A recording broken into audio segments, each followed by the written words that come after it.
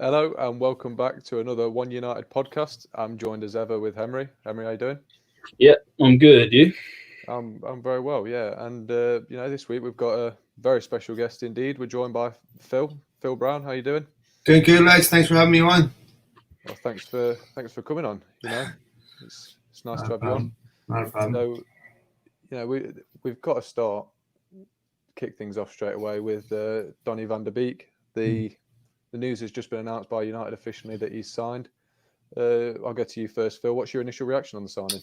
I think it's brilliant. I think that one of the things it indicates is just how much United have improved with the recruitment, the scouting. This is saying you probably wouldn't have seen a couple of years ago.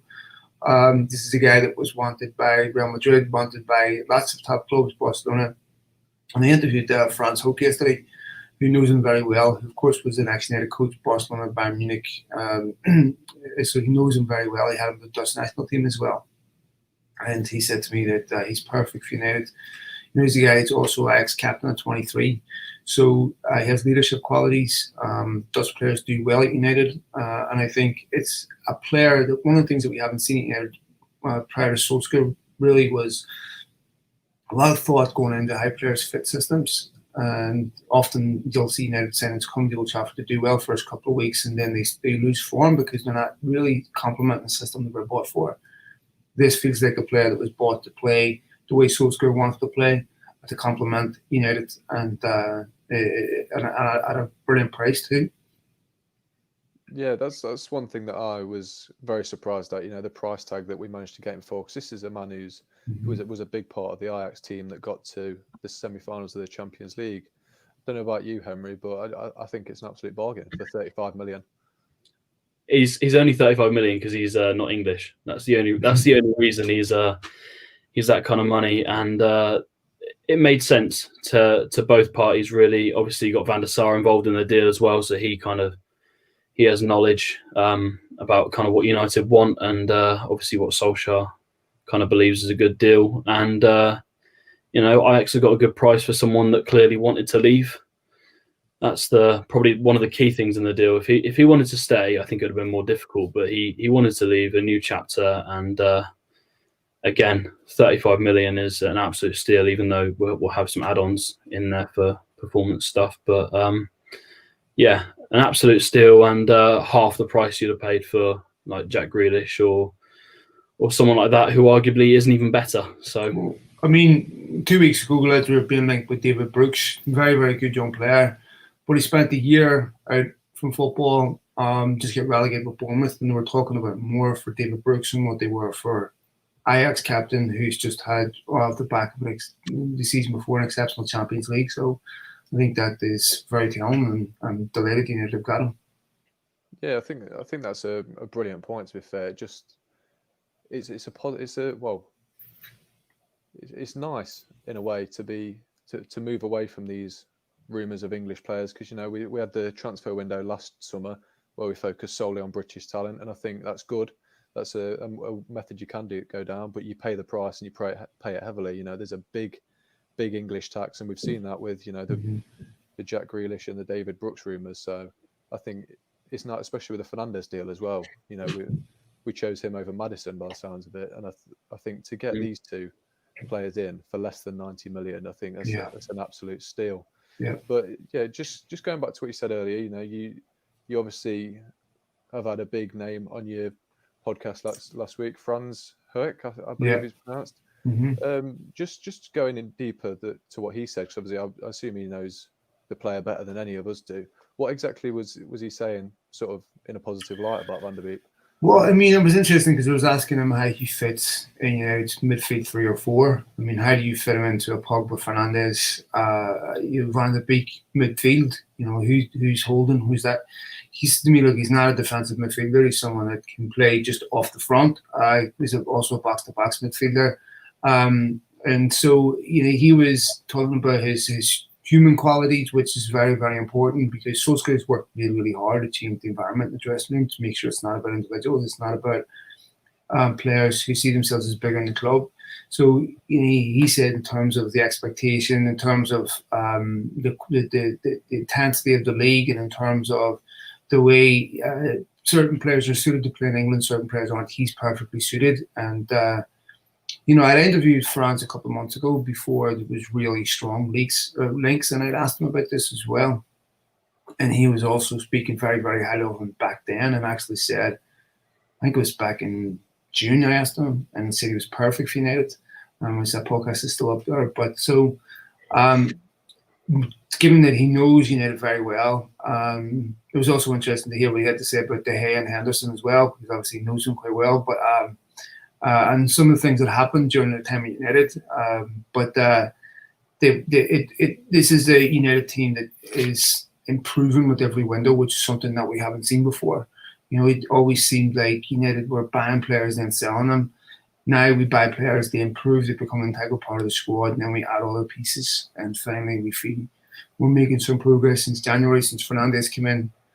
United have been the most consistent team in the league. You look back at the start of last season, there was no Fernandes, there was no Van der Beek, and there was no Mason Greenwood as we know him now. So this is a totally different United team.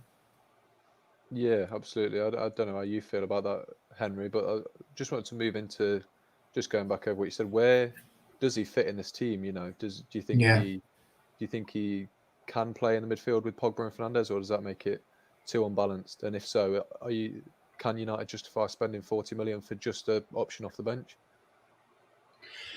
To be fair, there's one thing I will say about what you just the point you just made, Phil, is about Ole Gunnar Solskjaer. Now we've got a fixed manager, someone who we know is going to be trusted by the board and trusted by Woodward to do the right thing. He's going to bring his own brand in. Whereas before we had Van Gaal, we had Mourinho, we had a bit of kind of turbulence in the squad, and there was always kind of bust ups within the squad. Obviously, talk of Mourinho and Pogba falling out. But the key thing for me was that they refused to let him get a centre half, Mourinho, when he was in charge. They refused to pay 30-40 million on a centre half, and they're not doing that with Solskjaer. There's an inner belief, even though Van der Beek might not be in the starting lineup straight away next year, he might take a while to bed in, or might just throw him straight in the deep end. But it's squad depth is the key, and again, it's something to add to the squad and make United fans kind of happier again, which is something that we haven't seen for a while. And hopefully, we get some more signings in this window, and progression is the key. Making progression every transfer window, but spending the right money, not just, as you said, 40 million on David Brooks would have been, to me, even if we still do it, it's insanity. It doesn't make any sense to me. It's certainly Van der Beek's not coming to United to sit on the bench. And what we'll see for the first time is Paul Pogba under pressure. Bruno Fernandes has been unquestionable. He starts based on his performances. But the first time we're going to see Paul Pogba under legitimate pressure to perform every week, or there is a replacement that doesn't look at a place starting. And so there's also McTominay still, who had a very, very good run before lockdown with Fred. So for the first time, Paul Pogba was going to have to perform consistently at United to play every week. That's something that he hasn't had during his time at Old Trafford. So, we saw towards the end of last season, Pogba and Fernandes looked tired. I remember the Southampton game where United were making 4 or 5 substitutions towards the end. They didn't have anyone to come on that could keep hold of the ball and kill that pressure, and they conceded.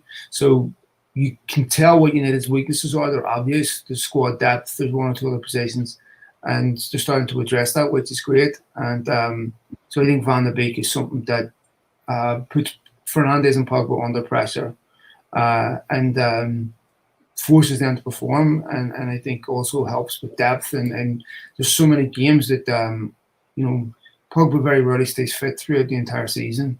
So I think Van der Beek will play a lot of games. Yeah, that's a great point. I think 40 million, even if he is a rotation option, I think if you pay 40 million to get the very best out of Pogba on a very consistent basis, even that alone is surely got to be considered a bargain. But moving on, then, it's obvious that this is on paper a brilliant signing. We don't know how he's going to turn out yet, but just purely from your opinion, Phil, would you class this as better value for money than Grealish, who they're 2 very different players? Grealish is very creative. He's Premier League proven, but he'd cost about double the price. So do you think this is a better signing than Grealish, or would you still go out of your way to sign Grealish as well? No, yeah. But I said this a couple of months ago that I prefer Van de Beek over Grealish. Look, they're two very good players, but Jack Grealish has had one good season in the Premier League, lads, right? And that was last season. Most of his football, for the most part, has been played at lower league level. Now, Championship's a good league, and there's no doubt he's a quality player. He just got into the England team by the skin of his teeth after some withdrawals. This is his first England cap. Van de Beek is 10 caps for Holland. He's already proven in the Champions League, which is the ultimate test for me. Obviously, the Premier League is going to be a different challenge for him. But the one thing that you don't know, we're talking about this with Dean Henderson of France. So the difference between playing for Manchester United in the Premier League is not analogous to playing for Aston Villa or other clubs where the expectation is not the same. So we don't know how Jack Grealish would have handled that. When I look at Van de Beek, to me, he's a bit more tested at the highest level than Jack Grealish is. He's cheaper. You have to factor that in. That is a relevant aspect. And so to me, but also Van de Beek and Grealish would be the same in the sense that Grealish wouldn't have come to Old Trafford to sit on the bench either. So for me, I think all things being equal, I prefer Van de Beek. Not the price being the last factor. The most important factor is the football side. And I think Van de Beek just has a lot of his game. Yeah, I think I completely agree with you. I think at the start of the window, Van de Beek was the preferable option to me, especially given the price. I think it's more of a question if they were a similar price, because Grealish goes with Ole's British rebuild plan, but for double the price. What do you think about it, Henry? I know you've got some strong opinions about Jack Grealish. Yeah, as I was mentioning to you before the podcast, it's something that doesn't make sense to me. If we were to buy him for even 50 million, it just doesn't make any sense. If he's in the market for 20-25 million, fair enough. Sure. But 50 million and even 70, or all the prices have been kind of thrown around, it's ridiculous. It makes absolutely no sense. It makes sense for Villa, fair enough. But again, as Phil mentioned, he only just got into the England squad because people withdrew. And I think people say Southgate has a vendetta against him, or all this stuff, all this rubbish that Villa fans come up with, that he has a vendetta against Grealish himself because of his attitude or whatever. I think it's more based on the fact that he's not playing for a top club at the moment. He's not playing Champions League, so he's not playing at the highest level, essentially, of bar international football of football, and he's not proven season in, season out that he's a fantastic player in the Prem. So there needs to be some sort of kind of realization that although he's English, that does not mean he's the best player. English is fine, but we've got a lot of homegrown talent in the squad anyway. But I think that you're paying 40 million essentially just for the fact that he's English, and that's just ludicrous, ridiculous for me. I think also Graham Souness brought up a really relevant point about Jack Grealish, and that he was the most tackled player in the Premier League, which if you've got a player, now you could argue that's because Villa's front line isn't the best, so therefore they get caught in possession a lot. But if you're in a United team, you have to play with pace, you have to play with intensity. You can't slow the game down. And Jack Grealish is great. We're on an individual basis. We saw him at Old Trafford earlier in the season. He was magnificent individually, brilliant free kicks and all that there. But the bigger question is, does he fit a system that's built to play a quick passing game? Sometimes that's counter-attack. Sometimes, with the build-up, United want to move the ball quickly. And we saw towards the end of last season against Crystal Palace and stuff, United only won those games once they started to move the ball quickly. When they're slow on the ball, other teams get set and they find it very hard to break them down. So I think it's really, really important you have a player with that technical ability that doesn't slow the game down. And I just have some question marks about whether Jack Grealish is that player or not. Yeah, I think the thing that sticks in my mind is, you pay in 70, 80 million for Grealish. We paid 50 million with the top, towards 50 million base fee for Bruno Fernandes, who in 6 months less had a very similar season statistically, just goal contributions anyway, to Grealish. obviously, the dribbling numbers and everything have been a bit skewed by their times in the time in the league. But to say he was Villa's focal point, the fact that we've got Fernandes in 6 months less, who's done a very similar amount, says it all. I think that alone should surely scrap a deal that would put Grealish as more expensive. But Grealish is a man who's been talked about coming to United for at least 6 months. There's been a lot of fanfare about him. One thing that surprised me about the Van der Beek deal is it seemed to be a little bit of murmurs here and there, and then suddenly, obviously, Fabrizio announced that it was a done deal. How have United managed to keep this so heavily under the radar? Well, I think first of all, Van der Beek had very limited options. I mean, Spurs came in for him late, and which prompted United to move a bit faster.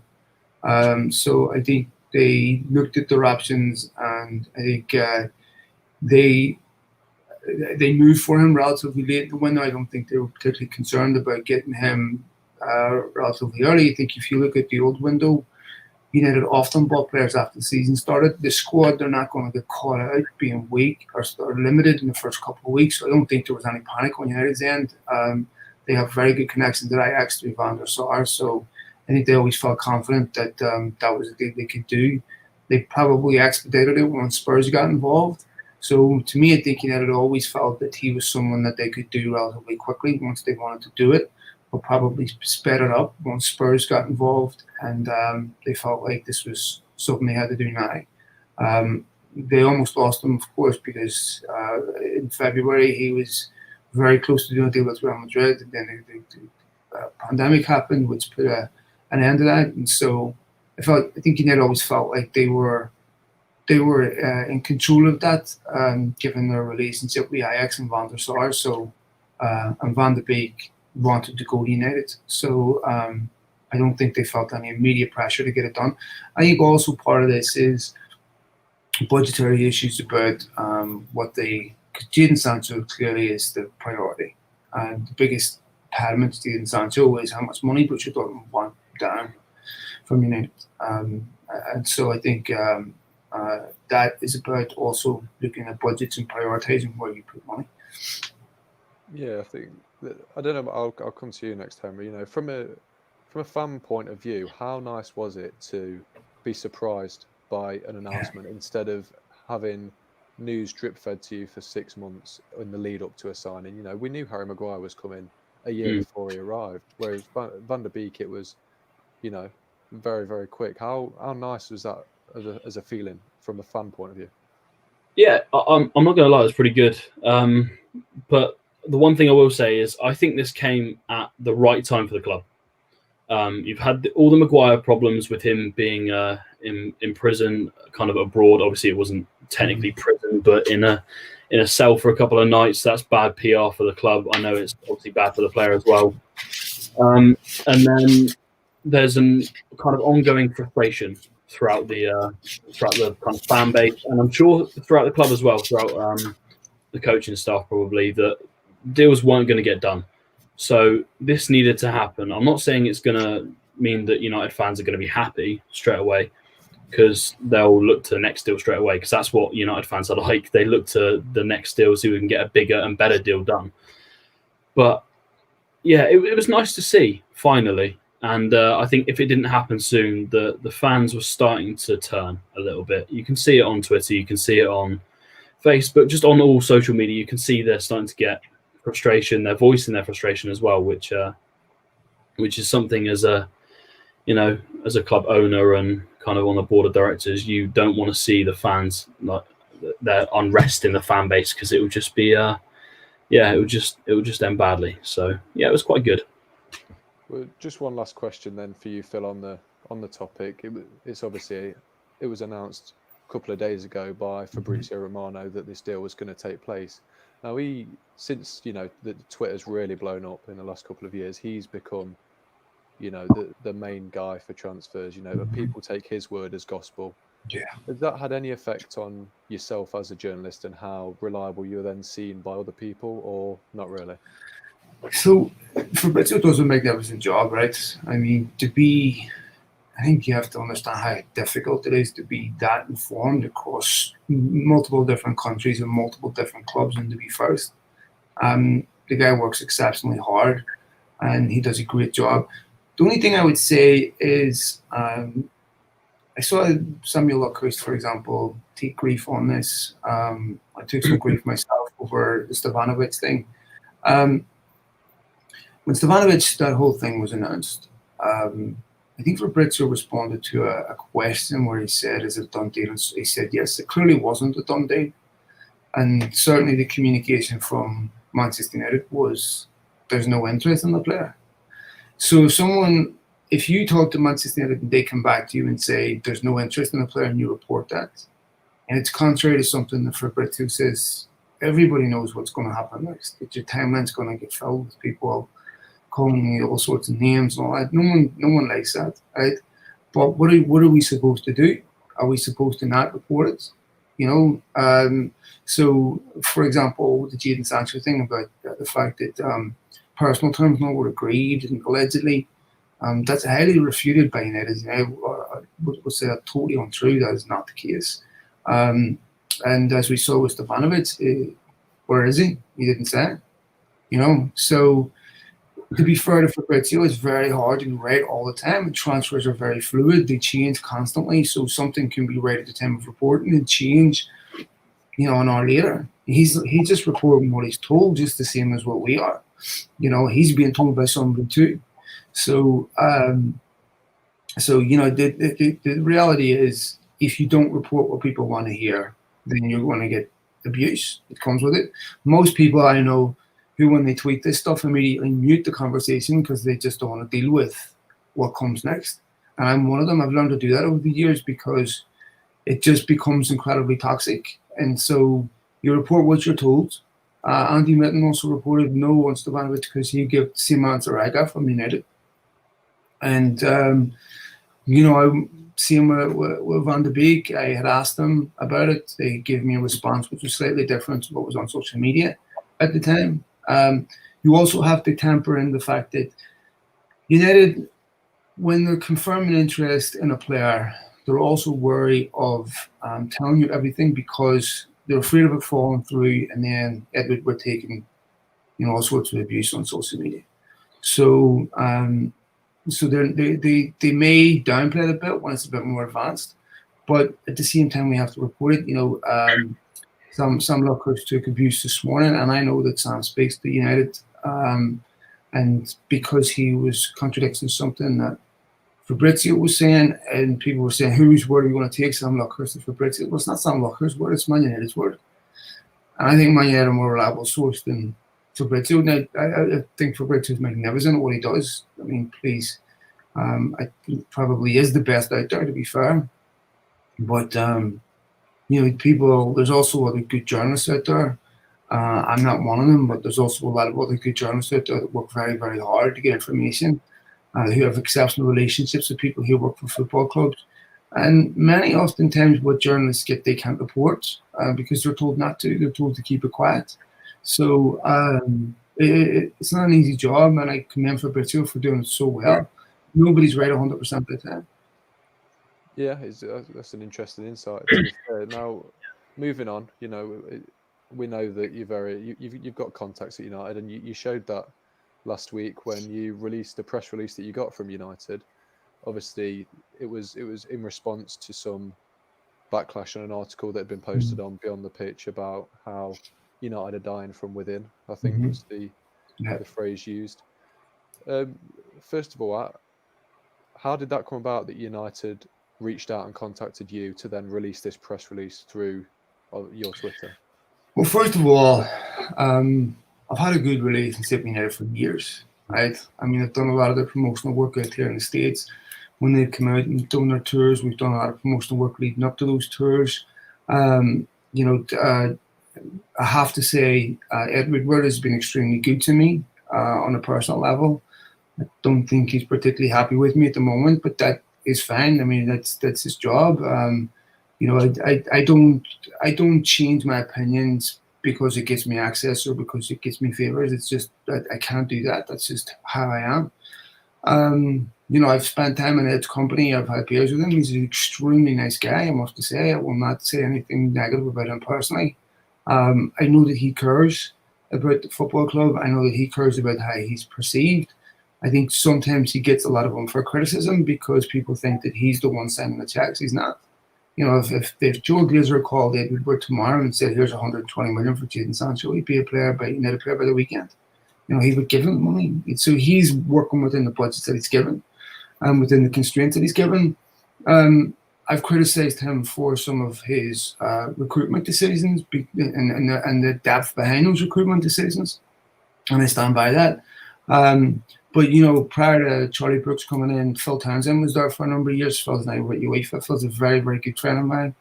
He was United's communications director. We spent a lot of time in each other's company. I talked to him quite a bit today on WhatsApp. He's a very, very good friend of mine. And then Charlie has come in. And, you know, Charlie and I have, I mean, we battled over the year and a half about some of my views. You know, he listens to my podcast, follows me on Twitter. I wouldn't share what we discuss on emails because he has a right to privacy with that. And unless he gives me the authorization to publish something, I would never discuss what we discuss in private. He's a tremendous human being, a really, really great guy. Someone, again, who cares deeply about Manchester United. And trust me, lads, I'm very, very fortunate to have this type of relationship where, because truthfully, it would cost United nothing to not communicate with me, and it wouldn't matter to them. But they do, and they saw this article. And then they push back on me in a lot of things that I tweet and a lot of things, you know, that they'll message me in private about. And they'll refute certain things. For example, you know, when I talked about the 140 million revolving credit United drew down on, they messaged me about the purpose of what it was for and all that, which I appreciate that. But in that article, what I actually released was really a very small snippet of what was actually sent to me. The rest I can't release and I won't. You know, it was just a small snippet in response to all the allegations in that article. And you know, so I think it's fair because when you share private communication with someone, it's not intended for public consumption. And as a club the size of United, anything that gets released is a talking point. So I would be, if they said to me, "Look, this is not for, you know, this is not to be published. This is between us," I would respect that because there has to be a trust between us and an ability for them to talk to me without having to worry that everything's going to be published. So, and I appreciate the fact that they care enough to where they're willing to respond to these things, to push back on some of them. And so they did. And one of their financial guys reached out to me because I had been asking for something that I could publish. They reached out to me a couple of days later and said, "You can release this." And I asked if I could release the rest of it, and they asked me not to, and I totally appreciate that. So, no, look, I've had a good relationship with the club.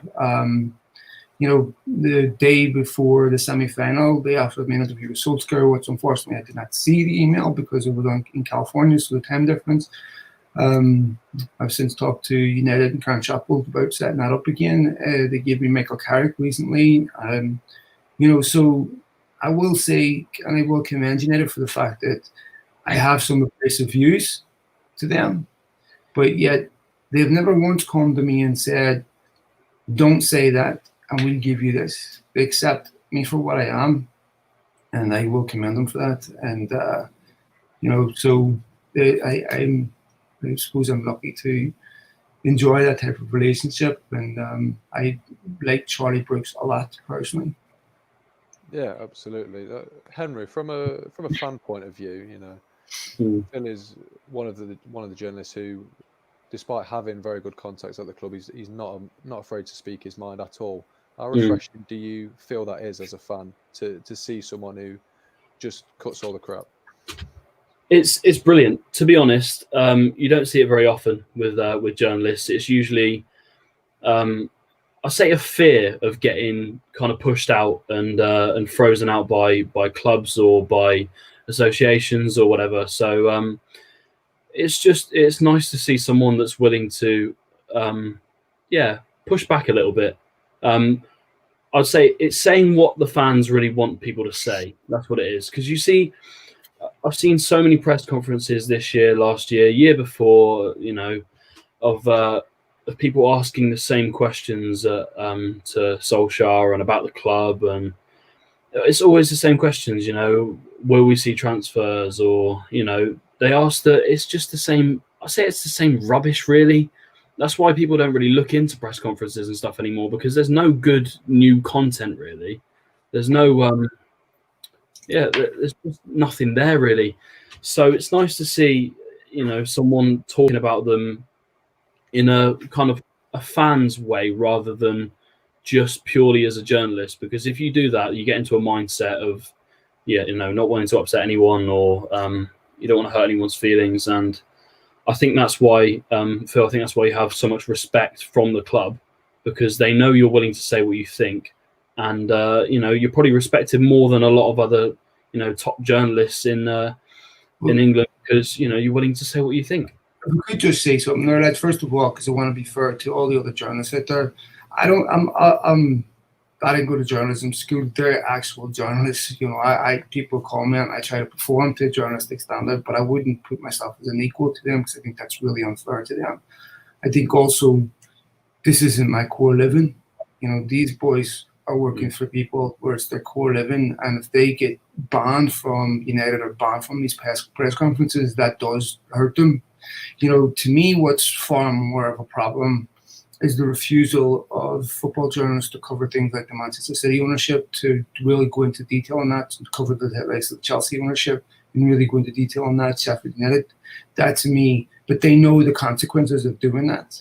I mean, I know for a fact, and I won't name the journalist, but I know a journalist who had his press credentials revoked this year from a Premier League club because he was covering their ownership quite significantly, and it was not flattering. And none of his colleagues supported him, which to me is really, really disappointing. So for me, I have different skin in the game. It's not my living, this still matters to me deeply. There's still very real consequences, life consequences for me. It would be easier for me to play with a straight bat and just ignore the Glazers. Some very renowned United journalists, if you want to call it that, don't cover the Glazers because they know that if they do, there's real life consequences to it, and they know that they can't defend them, so they just ignore it. So I don't do that, and so that's not how I am. And so for me, maybe United do give me respect because that's I don't access as currency in journalism. So no matter where you go as a journalist, there'll always be an implication between a quid pro quo between who you want to cover and access. And as a journalist, and if you boys go into journalism for your career, this is something that's going to be very difficult to navigate because, in football, especially today, where there's limited press passes because of COVID, whether we like it or not, the people that get those press passes are the ones that have a good relationship with the club, which is typically developed by positive coverage. Yeah. And we see this in the Manchester Evening News, for example, with Stuart Brennan, which Manchester City, which is essentially a fan account. It's just disappointing because you have a responsibility as a journalist to not just be neutral, but to report things that are actually relevant. So I sympathize a little bit with them. For them, they're playing a different game, and I totally respect them. And so I think, it's different for them. It's harder.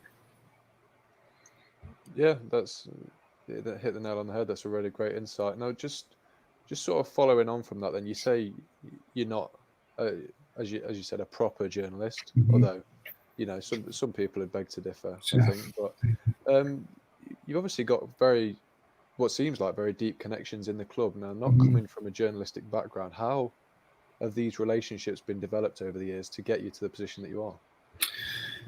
Well, I mean, look, I started this 10 years ago, and back then, I was lucky in the sense that where I was at in California, a lot of Premier League clubs wanted coverage in the US. So I have no doubt that if I had been in Belfast or anywhere in England, they probably would have ignored me. In the beginning, they did ignore me. I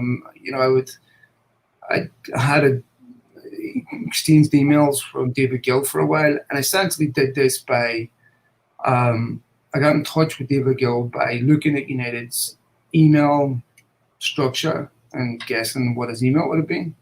And one day he responded.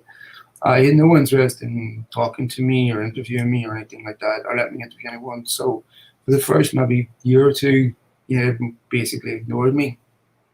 And I just kept trying and kept trying and kept trying. Eventually, Phil Townsend gave me an interview, and we just developed a relationship with him. And really, to be fair, when Ed Woodward came in after David Gill left, I had some communication with Ed, and when they would come out to the US on these tours, I would go spend time with them. I would go to the hotel, would meet these people, and just develop a relationship through that, which turns into friendships, which turns into, I speak to, like I said, I speak to Phil who lives in Switzerland now, weekly, and Charlie Brooks I probably speak to a couple of times a week. So yeah, I mean, just from over the years, from we exchange personal stuff, we talk about football, we talk about life, and just like anywhere else. So,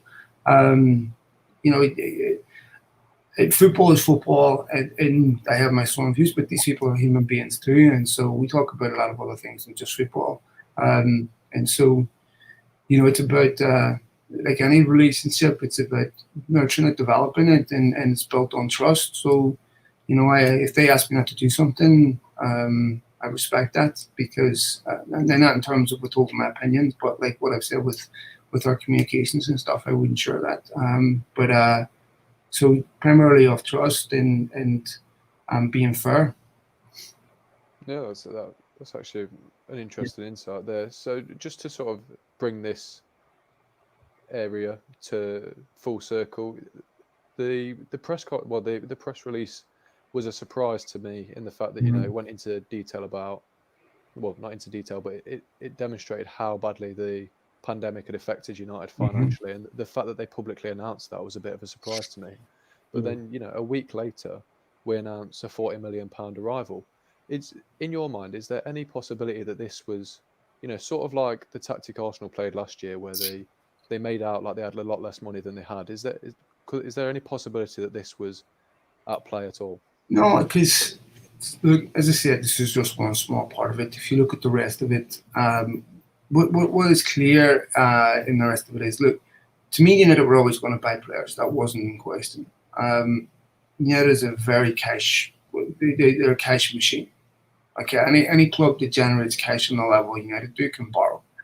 So they could go borrow the money for Jadon Sancho, no problems. They have that capability of doing that. They could finance it, no problems. But what they were indicating and illustrating is, look, it's not business as usual. So we can't go and do what we did with Harry Maguire and pay 80 million up front. That won't happen.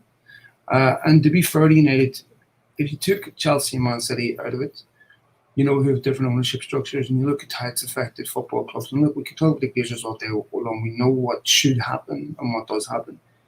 Clubs that are run without some wealthy owner that's putting money in, they're heavily restricted by this. So United lose $5 million a game at Old Trafford.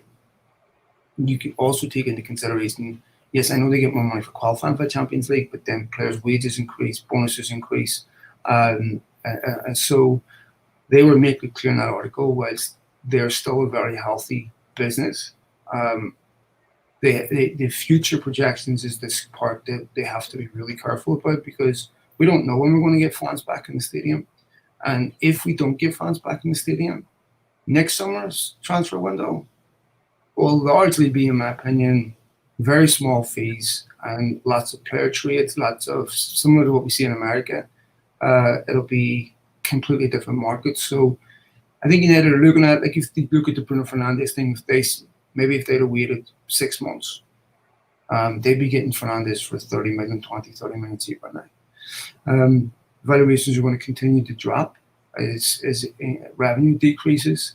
But then you could argue they wouldn't profit the Champions League. So I think they're just being very, very careful about how they spend, where they spend, and for example, Borussia Dortmund asking 80 million, 90 million cash down. I don't see United doing something like that. I could see them financing the transfers over 4 or 5 years, but I think this is where they're being really careful. When you're taking 140 million, you're accessing the revolving credit facility of 150 million. You're accessing 140 of that for liquidity, to cover overhead, to cover outgoings. They had to pay back rebates to TV companies, for example, and this is a big year for United on the pitch because they need to capitalize on momentum because they've got a shirt sponsor coming up for renewal. The last thing that can happen to United is what happened last season, where the football club, where there was Solskjaer was, Solskjaer signed Fernandes, he made up closer to the bottom 3 in points than what they were the top 3. They can't have that, because you can't negotiate big sponsorship deals on the backdrop of toxicity. So it's very, very important for United that they perform well on the pitch. There's positivity, there's good moods around the football club, and then capitalize on that, because sponsorship revenues are also going to be a challenge. There's not going to be a lot of businesses out there that can afford to throw the type of money that Xavi threw at United. This is really, really important season for United to be in the top 4 and to look like a football club that's making progress. Absolutely, yeah. So just following on from that, you brought us nicely into our next segment. I'll ask you both the same question. You both have different views, I imagine, and different insights. I'll come to you first, Emery. With this first signing out of the way, and what's been speculated in the media, we have taken a big hit financially. Do you realistically, one, do you see any signings coming in, and 2, do you think we can really afford any more big signings based on what you've heard? It depends what you define as a big signing, I guess. To me, I've said on the podcast before, as a United fan, I'm not obviously involved with the club, so I don't know the financial implications of certain deals. But we shouldn't accept anything less than the best. That's what I always say. We want to be challenging for the title. That's what the main goal is, I guess, for the club itself. Whether next year is a realistic kind of chance to do that, I'm not sure. Personally, I don't think so next year. And that's largely down to the fact that we're not going to get, your marquee signing, your 80, 90 million pound signing, which you normally would be able to pay for. Also, there's a kind of history around United of not spending as much money when we get top 4 as to when we don't get top 4. Because that money that you get from getting in the Champions League is critical for the club. It's huge.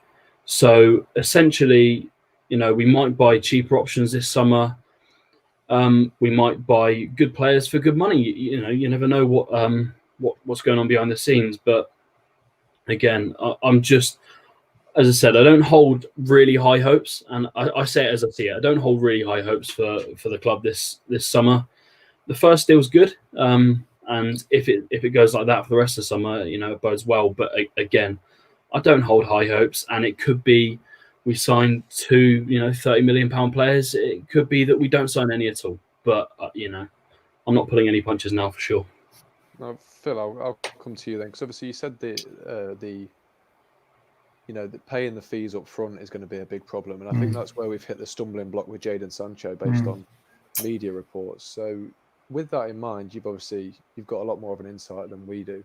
Do you realistically see, the big names arriving at United like a Jadon Sancho this summer?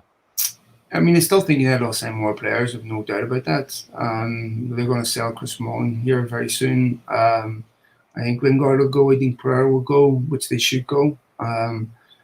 So I still think they'll sign more players. I think they will get another centre back. The big question is whether they get Jadon Sancho or not. I still think that's something that United really want to do. There's no obvious alternative to Jadon Sancho. They also have a problem with the fact that Gallo leaves in January, which is not a million miles away. So they are, even with the Gallo, I still think they need another forward. So I would leave them really, really short. So I think that they will sign another two players. Jadon Sancho is the big if. I think that some of the things that will have to happen in that deal is I think Sancho will have to ask to want to leave, which I think Dortmund want him to do, because obviously that's also going to save them a lot of money. I think they know that he wants to go. And like I said, they're playing a risky game, because if revenues continue to drop, Sancho's value will continue to drop. So, people saying a year from now, Real Madrid and Barcelona are going to be back in the game. I don't think so. I think that if you look at COVID numbers today, and they're back where they were in March in Europe. So I think we're going to get hit with this again throughout the winter. I don't see fans being in stadiums anytime soon. So I think if you're Borussia Dortmund, this may be the best peak value you get for Jadon Sancho for a few years.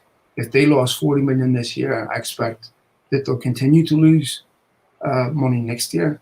So that'll have to be mitigated somehow. Borussia Dortmund, it's cheap to get into the Borussia Dortmund. Their commercial revenue is not what United's is, so they don't have as many areas as they can recover this. So I think that Sancho will ask to leave, and there'll probably be a compromise somewhere. I'm 50-50 on it. I think if the Dortmund drop what they're asking for up front, then the deal can happen.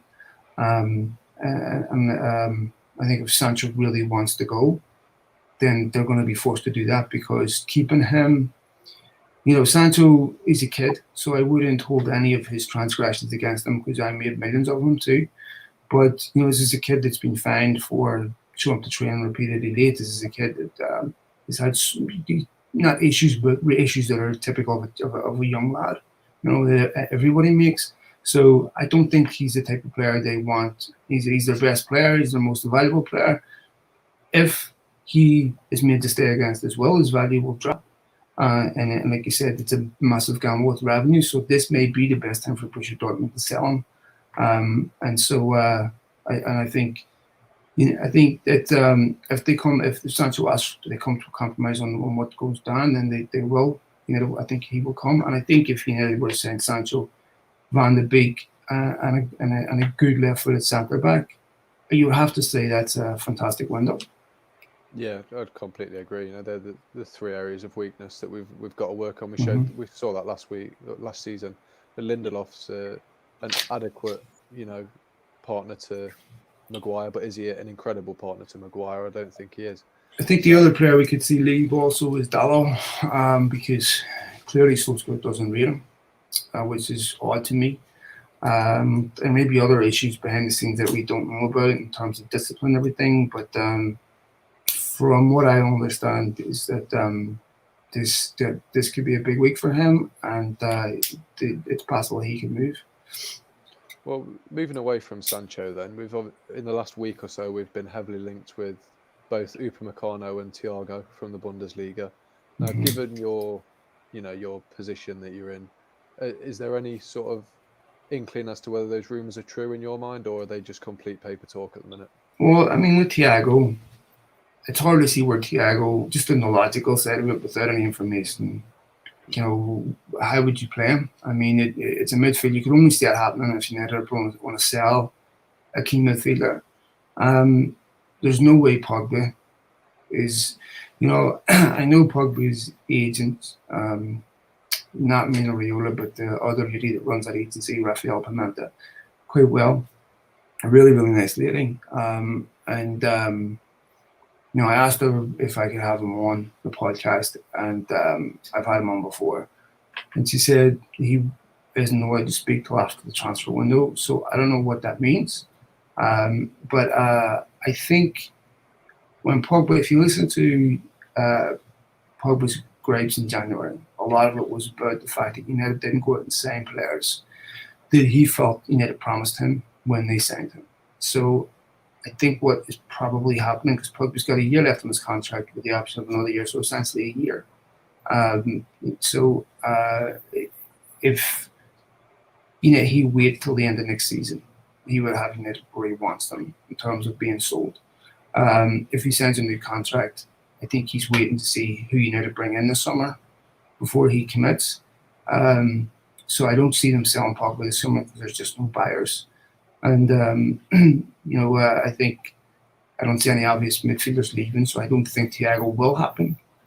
Although we would love to have seen him. He's an excellent player. As far as Upamecano goes, like what we talked about at the start of the show with Van de Beek being a player that was scouted properly, that is someone that it shows a shrewdness that we haven't seen in United before, where they seem to be targeting this type of player, this young player that this key at development stage of their career before they blow up. So he fits the profile of what United are looking for: age profile, quality, all of that. He would. I think his release clause is around 50 million. Although I haven't checked this, but I think it activates again next summer. So it may cost upwards of 50 million to get him out of there, but Leipzig sell, so you all can always get a player out of there, no problems. It's their whole mantra. So I think that if United go there with an offer, they would get him. I think he would go, and I think he'd be a very, very good young player. Because one of the reasons why Maguire cost 80 million is there are so few quality centre backs. We talk about Varane, we talked about Koulibaly. You saw them in the Champions League this year. I mean, Chris Smalling went to Italy and was named in Team of the Season. There's not a lot of good quality centre backs out there. That's why they cost so much. So for me, probably one of the best young centre backs in Europe, he's worth taking 40-50 million on. But I think they're still looking to get a couple more out as well. He to me is the only obvious centre back that United would target and fits what they're looking at. The other positive, just to finish up on, is they're starting to bring young kids into the academy again. It's 17, 18 from across 16, 17, 18 from across Europe, which is really, really encouraging. Because the academy's been neglected for years. And at United, there's always a direct line into the first team if you're good enough. That doesn't always happen at other clubs. So we see them now investing in young 16, 17-year-olds from Real Madrid, from Barcelona. Hannibal Mabry cost 10 million. Arnold Puigdemont's played well. There's other young players in that academy that we could see this year in the first team with League Cup and everything. So the whole ethos from the club top down is going back to what it was previously. And just to finish up, let's try to give a long-winded answer, but when I was talking to Frantic about Van Haalen's failures at Manchester United, one of the things he was talking about at Bayern Munich is the mold that exists at Bayern Munich. When you go to Bayern Munich, they don't give you complete control. They tell you, this is a team, this is how we want to play. You can bring in some players, but everything has to play, we have to play this way. And the whole football club is set up from top to bottom to play this way. And he said, even the morning men at Bayern Munich are Bayern Munich fans or football fans. So everything with that football club set up for player experience. So you can see United starting to get back towards that, where they understand that the first team, the youth team, the under 23s, it's all one organic process. And you're starting to see that happen again. So I think United are a team that you can now see where they're going to be 2-3 years from now. 2-3 years ago, we saw probably 8 or 9 of these players weren't there. So I think we're starting to see United learn finally from their failures in the past. So I'm sorry for the long answer, but Upamecano is someone who fit that mold of what they're trying to do. That's all right. That's the insight we're looking for. Don't worry about long answers. That was perfect. Just to sort of round things off, then we're coming towards the end. Henry, there's a lot of speculation between Upamecano and Pau Torres. They're the main two names. I think the likelihood is Upamecano is going to cost maybe £10 million more, around that sort of fee. Now, I personally haven't seen enough of both of them to make a judgment. I don't know if you have, but if you had to sign one today, you could only sign one. Who are you going for? Well, I think the obvious answer is Upamecano, really. I think that's the only option I could really think of, to be honest. In terms of the right price, you're looking at Napoli. They're going to want like 70 million euros for Koulibaly. That's a 29-year-old centre half. That's I think he's 29 anyway. He's proven, but again, he's old. So is it worth it? Probably not. Upamecano he's again Champions League this year, semi-finalist. So not a bad place to be in. He's been impressing many clubs, and again, if it's a deal you can get done, these are the deals that you need to get done. It's not just a case of signing him for the sake of signing him. It's a statement to the other clubs. It means that United mean business in the market, and in terms of wanting to challenge for titles again. That for me is the key thing. If you haven't got a squad that's not willing or good enough to challenge for the title, the season after, then what are you doing at the club? What's the point? You've got to push to be the best again. And it's been since 2012 we haven't had a title, and that for United is too long. So fans will not wait. I'm telling you, fans will not wait. They'll voice their opinions. They're not scared of doing that, which is one thing I kind of respect. And it does cause problems, but I kind of respect it more. But at the same time, you've got to sign the best players.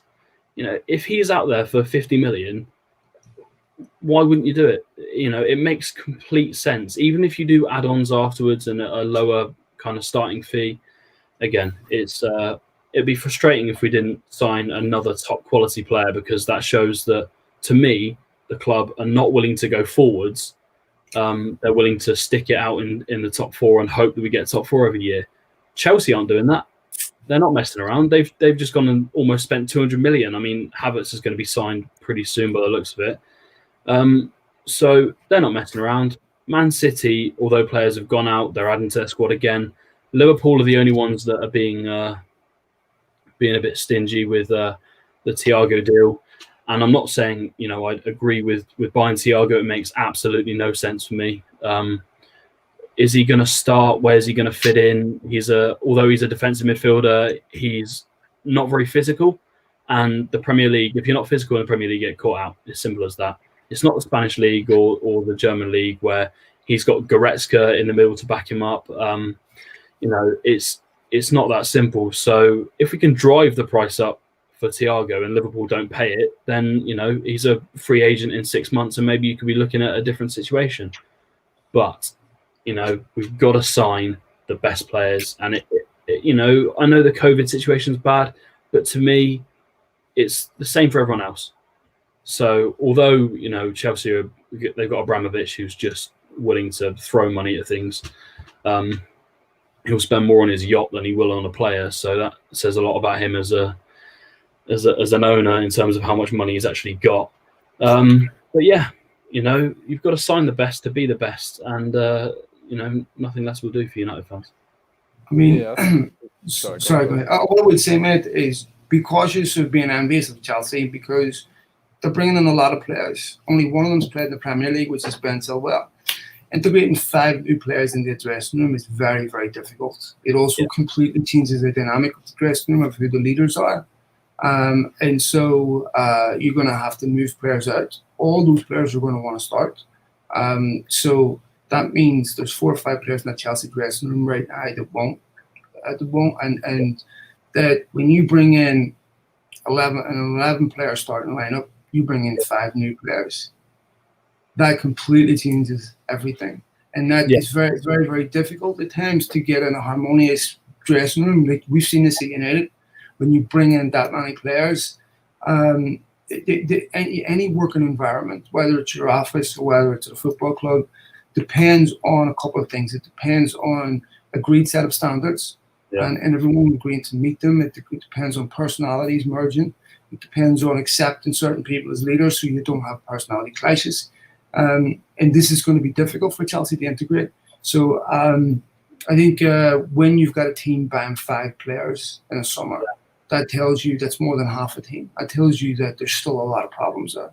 So for me, I always felt like when United get to a point where they only need to bring in 2 or 3 at tops, where we know what the strongest 7 or 8 is, then this is a team that is ready to challenge. So I understand Havertz, everything's exciting, and of course you want to see players like Timo Werner.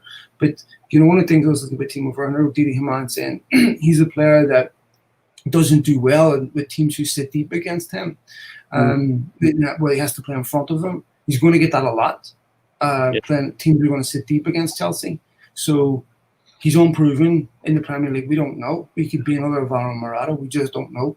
So there's lots of question marks about that. So Chelsea, to me, yes, of course, you respect the fact they're going out and buying players. They're supporting their manager, all that. But also when I look at their signings, Havertz, I wouldn't take Thiago Silva. Thiago Silva's 35. He's a Laurent Blanc. Not as a starting player, I don't think. Personally, not as a starting player. Chilwell, yeah, because you have a problem at left back. Havertz, yes. Werner is not better than Martial to me. So I look at the players that they're saying. Malang Sarr is a young kid for the future. Is that, to me, a Chelsea team is ready to win the league? Not yet. Well, but when I look at United, this is the first time I really trust the scouting, where I feel like they know exactly what qualities they're looking for, and that it's not agent-driven. In 2015 when Van Gaal was here, when they signed Falcao, that was agent-driven. The agent ringing, hey, do you want them? George Mendes, yes, we'll take him because he's a bit good. There was not really a lot of thought going into how they integrate into the system. Whereas I feel now United are being a lot more careful with the players that they bring in, because they have to fit a certain system, and so they scout players based on their needs rather than agents ringing them and offering players. So I think when you look at Pau Torres, if Pep Guardiola is spending 45 million on Nathan Ake as a left-footed centre-back and doesn't want to go for Pau Torres, that's someone that would concern me, because you would imagine he would know a lot about the kid and still prefer to sign Nathan Ake, who I think would have been a good left-footed centre-back for United, but United want someone with a lot of pace because they play high up the pitch, and Maguire's not super quick, so balls in over the top are a concern. So I think that's also a factor for United, is they want a tactical ball-playing defender with pace. Yeah, I think just to build on what you've said there as well, Phil, and what you said earlier, I think Upamecano represents the perfect signing for United in that way, because he's got the qualities they're looking for, and he's going to come into this dressing room. He's still a young lad. He's not going to be demanding leadership straight away. He's not going to be a big bossy character in that dressing room. He's going to be happy to sit and build his way up, build relationships. That's the impression I get from him anyway. He's quite a humble player. And I think 2 weeks ago when his name was banded around, I thought there's no way we're signing him. He's far too sensible of a signing for United to make. But then Van der Beek walks through the door suddenly, and suddenly that just opens up a whole new chapter. Like you said, it seems like this season United are signing sensible, well scouted players that fit their system, which makes me think that this Upamecano deal might be more possible than we possibly believed. But because Upamecano is going to come in and adapt to United's environment rather than try to change it. And so this is a whole different football club he's coming into today than what he would have come into a year or two ago, where the environment needed to be changed, where under Mourinho it was incredibly toxic. Solskjaer's completely changed it to where players are happy, players want to play for the football club, they're playing in a way that complements their strengths. They're not trying to adjust to Mourinho and his demands of them. This is a team that plays to their strengths.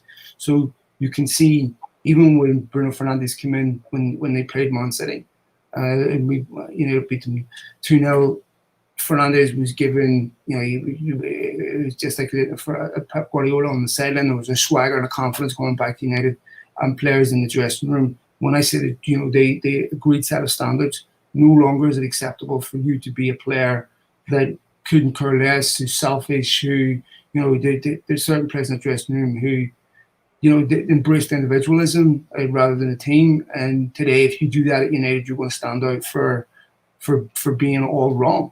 And so, in any group setting, people behave dependent on what's acceptable to the group. This is why it's always odd to me when I see someone at a football stadium being racist, because people don't do that unless they're confident that the group around them will accept them.